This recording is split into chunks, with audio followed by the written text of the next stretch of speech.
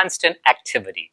Noise created by phones, social media, over-the-top digital content has hidden a neglected power inside of us, one that allows us to reach higher levels of performance than you ever thought possible.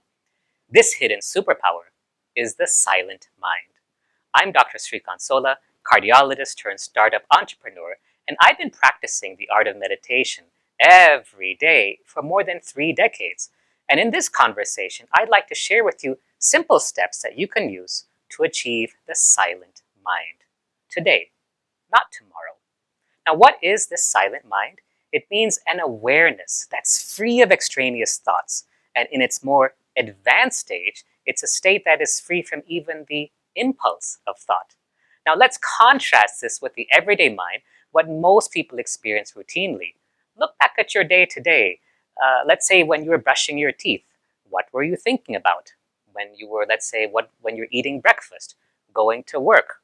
I'll bet you will find that your mind was not so much concerned with the task at hand, but more with something that happened in the past or an event that might happen in the future. And on top of this, there might be mental background noise, perhaps a song, a movie that you saw recently, maybe a conversation you had a short while ago, or something that you saw in the news or social media. But the result is a noisy mind, and a noisy mind is like a bucket of water, except that the bucket has holes. Now, you might think that attaining the silent mind is difficult, beyond what the ordinary person can achieve. But if you think about it, lots of people experience a silent mind all the time. A sprinter at the start of a race, a musician who becomes one with their music, a scientist about to be inspired by a brilliant idea, or a mother breastfeeding a newborn baby. If you cultivate the silent mind, you'll be in good company. Author J.K. Rowling, who wrote the Harry Potter series, Walter Isaacson, former CEO of CNN, editor of Time magazine, as well as awesome biographies on Steve Jobs, Einstein, and Benjamin Franklin, and the psychiatrist Carl Jung. All of them had disciplined practices for managing the information flow and nurturing periods of deep silence. Now, science tells us that silence is much more important to our brains than we think. You see, there's endless attentional demands of modern life that put a significant strain on the prefrontal cortex of the brain right here. And that's involved in high-order decision-making and problem-solving. And when this is too engaged, our attentional resources become fatigued. We struggle to focus, to solve problems, and to come up with new ideas. Recent studies show that taking time for silence restores the nervous system. It helps sustain energy, and it conditions our mind to be more adaptive and responsive to the complex environments in which we all live. Now, Duke Medical School's Imke Kirsty recently found that silence is associated with the development of new cells in the hippocampus. That's the part of the brain right in the center associated with learning and memory. Another physician, Luciano Bernardi, found that just having 2 minutes of silence inserted between musical pieces was actually more relaxing to the heart and the lungs than even music that was characterized as relaxing. Now, when the brain rests, it can actually integrate internal information and external information in what you might call a conscious workspace inside. And silence allows your conscious workspace to process things. You see, during silence, your brain has the freedom it needs to discover its place in your internal as well as your outer world. And that helps you to think about profound things in a more imaginative way. As the author Herman Melville once wrote, all profound things and emotions are preceded and attended by silence. So, how do you achieve this super state? A mind that is free of extraneous thoughts, one that allows us to achieve higher levels of performance, to attain brilliance. Well, you don't have to do what I did, which is to meditate for 30 years. Instead, you can follow a few simple practices, techniques that anyone can do regardless of their background, and it happens in 3 steps. First, get rid of distractions. You see, the distracted mind and the silent mind are diametrically opposed to each other. Put meaningful limits on distractions. And what's the number one distraction today? Our phone. I use an app that turns off certain features of my phone in the evening. It works well for me. Pay attention to how you consume music, TV, and digital content as well. These things aren't bad. We use them every day, but it's their overuse that fill our mind with unnecessary things. Try a digital fast from time to time. No gadgets. See how you feel after the withdrawal phase is over. Now, let's look a little bit deeper into how you can get rid of distractions, because you have to learn how to manage information flow. You see, you really don't need to consume content and media all the time. Give yourself breaks of uninterrupted time. Second, find a suitable environment, because silence empowers silence. Go out in nature. There's a good reason why Henry David Thoreau went into the woods. Or go to a park or even a balcony filled with plants. One of my favorite ways to enter the silent mind is to go for a walk or a run with my dogs, but minus my headphones and music. So now you know the first two steps to attain the silent mind. First, remove distractions. And second, find or create a suitable environment.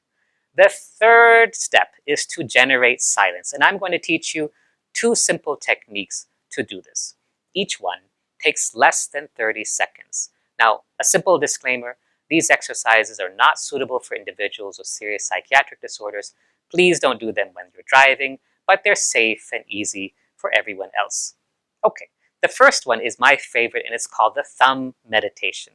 And it's really very easy. You just watch your thumb for 12 seconds.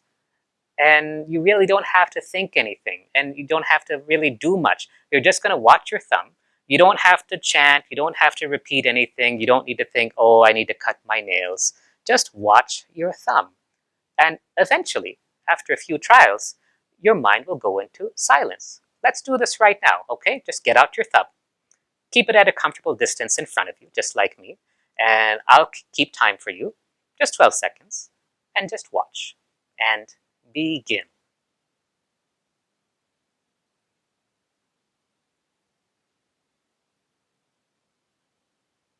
And stop. So what you'll notice is, yeah, your mind did move a little bit here and there, but it's really okay. Now let's try it one more time, okay? So get your thumb out again. This time, if thoughts come, if thoughts go, just let them go. It's kind of like if you're at a train station or bus stand, lots of people will be going past you, right? But you're not going to follow each person that goes by. You're going to let them go on their way. So even in this practice, when thoughts come, allow them to go without following them across, okay? Let's do this again. Get out your thumb and start.